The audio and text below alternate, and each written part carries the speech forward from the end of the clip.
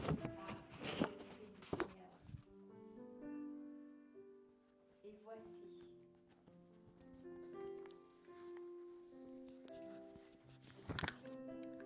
La jeune femme est enceinte. Elle va enfanter un fils et elle lui donnera le nom d'Emmanuel. Et ça veut dire Dieu avec nous. Ça, ce sont les promesses prophétisées par Isaïe 700 ans avant Jésus-Christ. Et donc, Dieu a prévu de venir parmi nous depuis super longtemps. Et il a prévu ce cadeau depuis très longtemps. Vous avez déjà donné un cadeau à quelqu'un? Quand on a préparé un super cadeau. Là, c'est le plus grand cadeau qui puisse être. Et Dieu, il avait ce cadeau pour nous. Et il se réjouissait tellement de nous le donner. Et ce cadeau, c'était son fils, le Verbe. Et il est dit de lui, ce qui fut en lui était la vie. Et la vie était la lumière des hommes. Et voilà ce que Dieu veut nous donner. Et en méditant beaucoup pour savoir quoi vous dire aujourd'hui, je me suis dit, en fait, Dieu, il a vraiment fait un cadeau surprenant. Et les cadeaux de Dieu sont toujours surprenants. Il nous a donné Dieu, il s'est donné lui-même. Et comment il a fait? Il a trouvé un petit roi minuscule qu'il a mis dans une mangeoire d'un âne et d'un bœuf. Et tout petit. Et en fait, c'est le roi. Et comment allons-nous pouvoir reconnaître que c'est vraiment Dieu? Parce que si petit. Et alors, en retraçant un peu notre histoire avec Dieu, on peut se demander comment Dieu a-t-il eu cette idée d'envoyer son Fils sur terre, parmi nous. Et le rêve de Dieu, comme nous a dit, on a eu un enseignement sur Ève par Véronique Deslois. Et elle nous a raconté le jardin d'Éden. Et le jardin d'Éden, c'était le rêve de Dieu. Il a planté les plus beaux arbres, les plus belles plantes. Tout était parfait. Et il y a mis l'homme et la femme à sa ressemblance. Et Dieu était papa de cet homme et de cette femme. Et il se réjouissait de voir ses enfants heureux. Et puis l'homme a douté. L'homme et la femme, ils ont douté, ils ont pris le fruit. Ils se sont détournés de Dieu. Et cette relation filiale a été abîmée. Et je pense que Dieu n'a pas renoncé du tout. Et donc il s'est dit, il a attendu pour voir quand il pourrait retisser ce lien filial avec nous. Et Saint Paul nous dit en Galates, lorsque vint la plénitude des temps, à ce moment-là, Jésus est venu. Et la plénitude des temps, j'ai appris que c'était en fait le moment où on arrive au bout de l'épuisement, au bout des combats, au bout des difficultés, quand on voit qu'il n'y a vraiment plus rien, c'est la plénitude, tout est plein, tout est rempli, et on ne sait plus aller plus loin. À ce moment-là, Dieu décide cette folie. Cette folie de Dieu, c'est dire, je veux être l'un des vôtres, je veux être comme vous, pour vous expliquer comment il faut être, pour vous expliquer que je suis votre Père, pour retrouver ses enfants. Alors, Jésus, Fils de Dieu, Verbe incarné, il quitte le royaume des cieux et vient vivre parmi nous, comme nous. Il ne vient pas comme un envoyé qui sait tout, qui va nous expliquer, mais il vient comme un pauvre. Et on a beaucoup de choses à se poser comme question. Je ne vais pas répondre aujourd'hui, mais Dieu est tellement imprévisible, il a choisi de descendre d'être Dieu tout-puissant à être homme comme nous, ce qui n'était déjà pas une affaire incroyable. Et en plus, il se met le plus pauvre et le plus petit de tous, et celui qui va être le plus maltraité de tous. C'est ce que Dieu choisit. Mais je ne vais pas parler de ça, je vais parler de Jésus. En fait, je veux parler de l'incarnation de Jésus. En fait, on n'est pas une religion où tout est vers le haut, mais en fait, tout est en nous. Alors Jésus, il va avoir une chair comme nous. Il va avoir les 5 sens qui ne sont pas abîmés par les blessures. Il va avoir le toucher, l'odorat, l'ouïe, la vue. Et ces sens sont super sensibles, ils sont parfaits. Donc il faut se dire que Jésus, il va voir très bien, il va tout entendre. Il va aussi avoir un cœur qui n'est pas abîmé par les blessures et qui ne s'est pas refermé. Il a un cœur de nouveau-né qui est ouvert à tout, qui se réjouit de tout, qui est tout plein de vitalité et tout son corps est plein de vitalité. Donc Jésus est un homme vraiment totalement incarné. Sa vitalité n'est pas entravée par le mal ou la maladie, il est tout beau, quoi. Et alors, si on imagine un enfant, il est joyeux. C'est un enfant qui est bien dans sa peau et il va vouloir jouer avec ceux avec qui il rencontre. Il va aussi communiquer, écouter, apprendre, essayer. Il va avoir l'imagination, il va avoir une affectivité, une intelligence. Il sera en mouvement, il sera plein de vie. Et tout ça pour nous dire qu'en fait, il s'est réjoui d'avoir un corps. Et aujourd'hui, il valorise nos corps parce qu'il y est venu. Et avec son corps aussi, il va découvrir le Père à travers les êtres humains et le quotidien de Nazareth. C'est dans les rencontres qu'il va avoir, dans la vie qu'il va mener, la vaisselle qu'il va faire, le travail avec son Père. C'est à ce moment-là qu'il va comprendre qui est Dieu. Et puis, il va aussi découvrir le lien avec le Père par la prière, parce que son père, Joseph, va lui transmettre la connaissance de la Bible et des Écritures. Et en fait, si Jésus a choisi de vivre incarné, c'est parce qu'il veut révéler notre identité, notre vraie identité. Il va être comme un modèle d'un homme tel que le Père l'avait voulu. Et donc, d'abord, Jésus va nous montrer que le Père nous parle pas seulement d'en haut, mais sur la terre.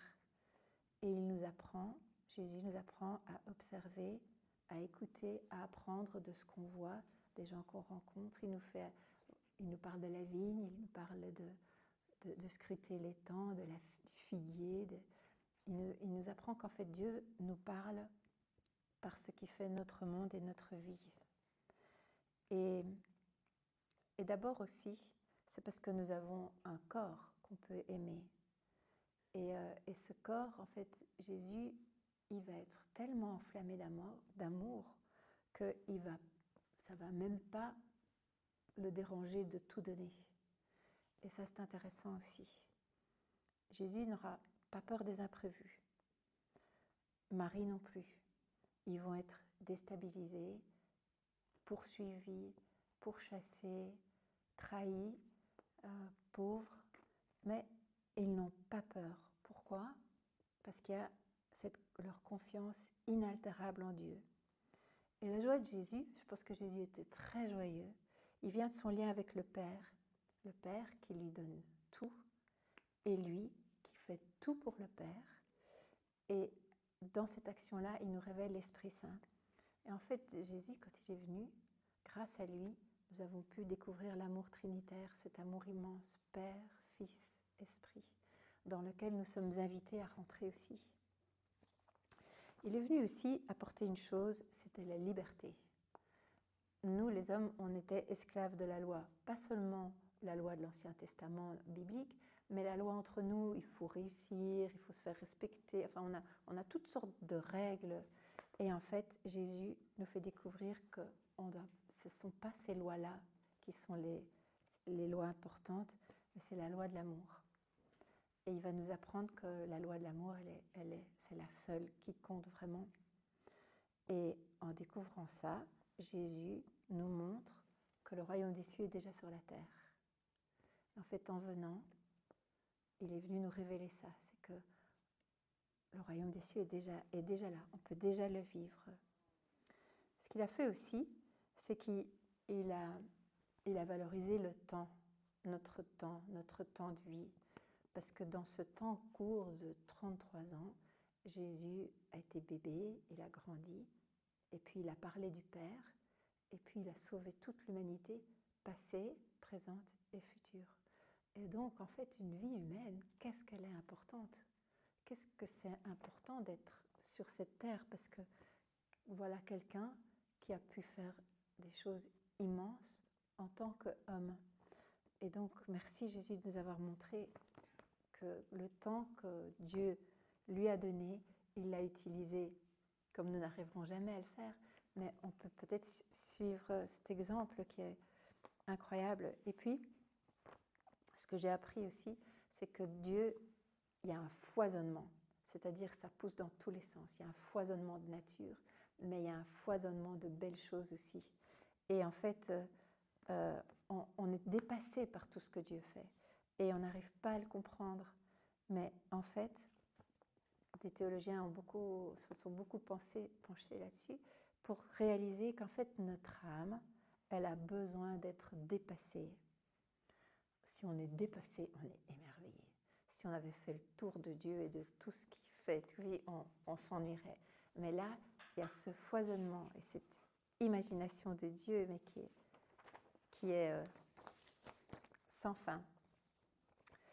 Alors, dernier chapitre auquel je me disais que c'était important de parler, maintenant qu'on réalise que ce que c'est que cette incarnation, c'est comment nous allons préparer la venue de Jésus en tant que femme, en tant que sentinelle.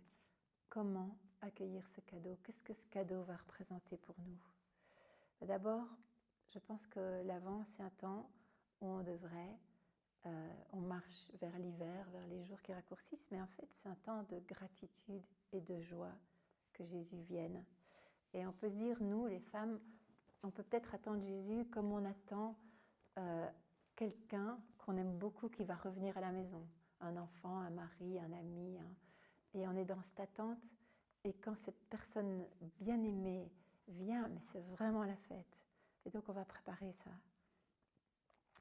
Et je pensais aussi que c'est peut-être un temps où on pourrait valoriser nos corps, parce que nos corps sont instruments de la grâce, sont temple de l'esprit. Et donc, nos corps souffrants, abîmés, vieillissants, ou au contraire en pleine forme, eh bien, ils sont instruments de la grâce. C'est ce que Jésus nous a montré. On pourrait aussi, avec Marie, accepter joyeusement tout ce que nous avons à vivre. Marie, elle a été tout le temps bousculée. Et en fait, Dieu a une imagination débordante et on est bousculé. Et en fait, elle s'est jamais inquiétée. Pourquoi? Parce qu'elle avait la confiance en Dieu. Et en fait, cette confiance en Dieu, c'est un chemin de liberté. On doit être libre par rapport à ce qui nous arrive. Si on est fondé en Dieu, dans cette confiance, pourquoi est-ce qu'on aurait peur des chemins que Dieu a choisis pour nous? Ou que les chemins que Dieu a permis qu'on aille, même si ce n'est pas des bons chemins qui nous font peut-être mal, mais si Dieu l'a permis, c'est qu'il va les recouvrir de sa grâce. Comme Marie qui avait peut-être préparé un joli berceau pour le Fils de Dieu qui viendrait, et puis voilà qu'elle doit partir, et puis elle est anxieuse parce que le bébé va naître au bord de la route. Et ben non, ça a été exactement comme ça que Dieu a voulu que ce soit. Alors, il y a aussi, on pourrait nourrir notre contemplation de la gloire de Dieu à travers toutes les rencontres humaines. En fait, on peut s'émerveiller de l'humanité des autres dans laquelle nous voyons Dieu. Donc, voilà, ça peut être un temps de relation, parce que la relation, c'est ce qu'il y a de plus important. Et donc, dans ce temps de l'Avent, on pourrait faire ça. Bon, évidemment, on peut prier un peu plus, prendre la parole un peu plus. Pourquoi? Parce que en incarnant la parole, on incarne Jésus, on devient un peu comme Marie. On peut donner Jésus au monde. Et on peut aussi engendrer Jésus par plein de petites attentions, des petits détails que personne ne remarque, qui rendent la vie belle. Alors, dans les petits détails, si on regarde les fleurs, par exemple, elles ont des couleurs, des pétales, des feuillages incroyables, et c'est gratuit. C'est ce que Dieu, dans son amour pour nous, a fait.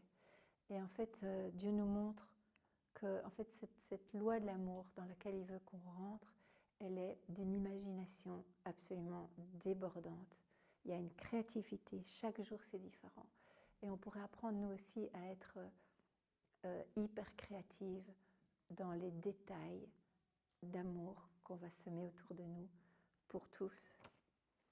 Et Sainte Thérèse de Lisieux a dit « Je n'ai qu'aujourd'hui pour aimer ». Et donc ce temps de l'Avent, c'est un temps qui nous est donné, où on peut aussi se dire ça. Et alors, je voulais ajouter une chose très importante, c'est soyons ludiques. Dieu veut jouer avec nous.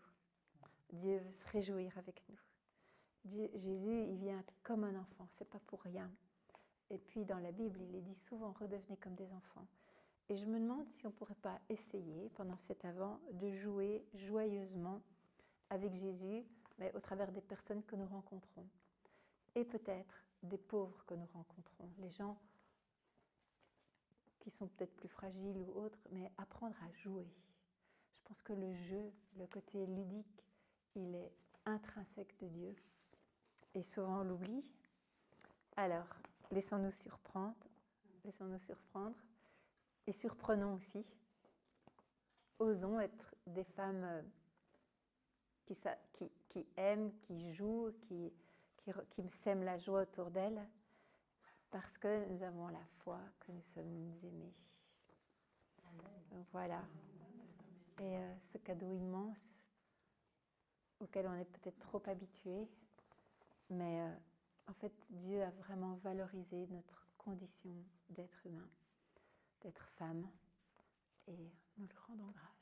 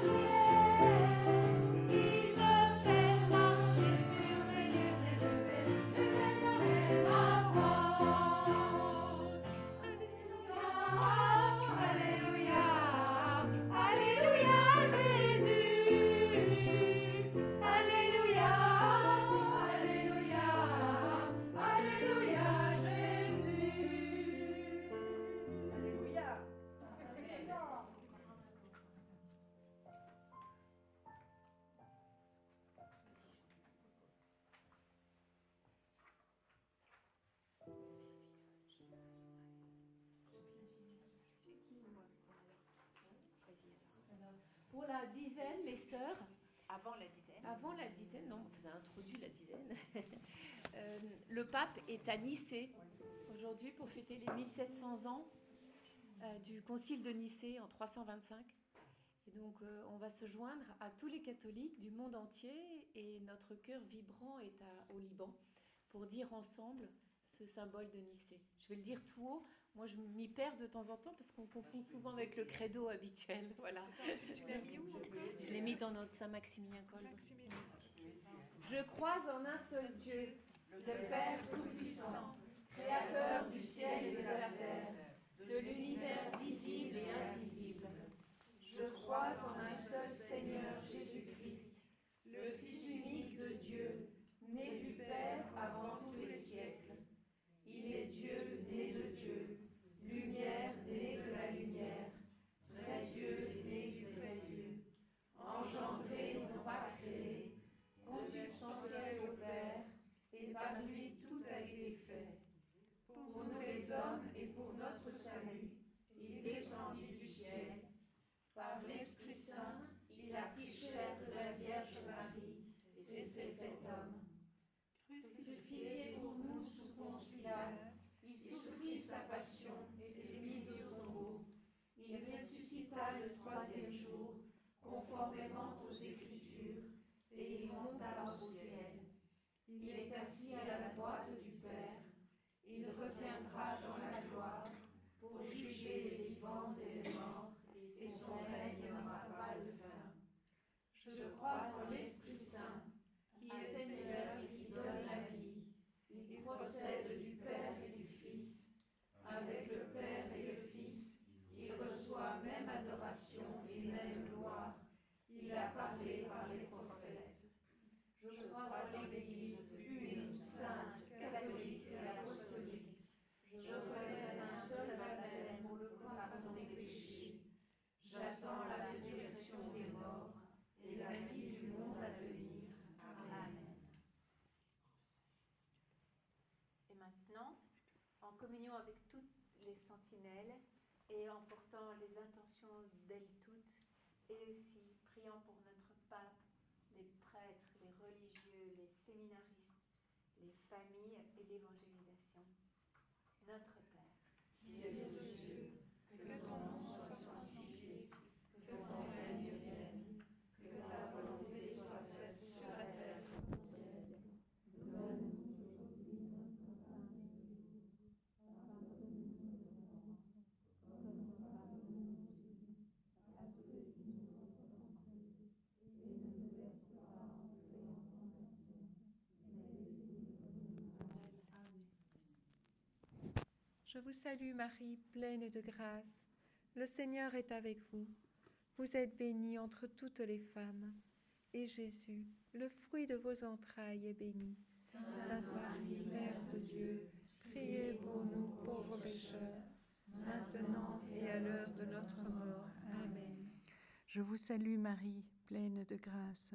Le Seigneur est avec vous. Vous êtes bénie entre toutes les femmes. Et Jésus, le fruit de vos entrailles, est béni. Sainte Marie, Mère de Dieu, priez pour nous pauvres pécheurs, maintenant et à l'heure de notre mort. Amen. Zdrowaś Mario, łaski pełna, Pan z Tobą, błogosławionaś Ty między niewiastami i błogosławiony owoc żywota Twojego Jezus.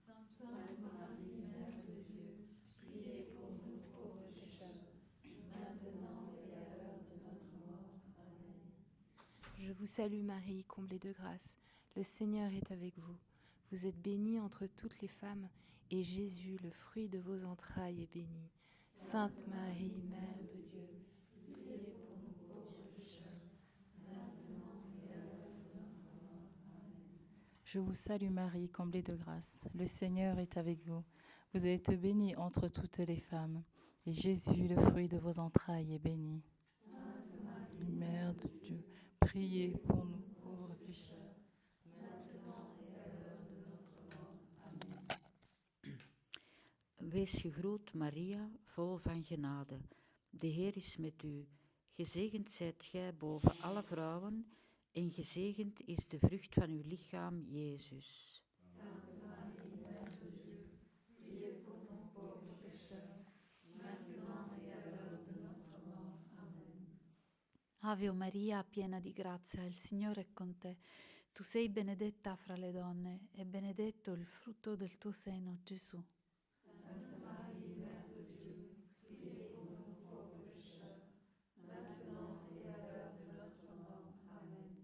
Je vous salue Marie, pleine de grâce. Le Seigneur est avec vous. Vous êtes bénie entre toutes les femmes, et Jésus, le fruit de vos entrailles, est béni. Sainte Marie, Mère de Dieu, priez pour nous pauvres pécheurs, maintenant et à l'heure de notre mort. Amen. Je te salue Marie, pleine de grâce. Le Seigneur est avec toi. Tu es bénie entre toutes les femmes. Et Jésus, le fruit de ton sein, est béni.